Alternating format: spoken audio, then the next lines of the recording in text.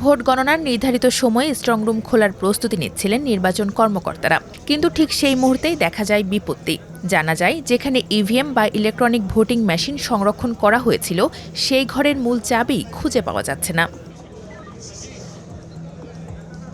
ভারতের কর্ণাটক রাজ্যের উপনির্বাচন ঘিরে নিরাপত্তা ব্যবস্থায় এই গুরুতর ত্রুটির অভিযোগ উঠেছে। ওই রাজ্যের এক বিধানসভা কেন্দ্রে ৪ মে এই ঘটনা ঘটে। দীর্ঘক্ষণ খোঁজাখুঁজির পরও চাবি না মেলায় শেষমেশ ঊর্ধ্বতন কর্মকর্তাদের উপস্থিতিতে এবং কঠোর নিরাপত্তার মধ্যে রুমের দরজার তালা ভাঙার সিদ্ধান্ত নেওয়া হয়। হাতুড়ি দিয়ে তালা ভেঙে কর্মকর্তাদের ভেতরে প্রবেশ করতে হয় ইভিএমগুলো সংগ্রহ করার জন্য।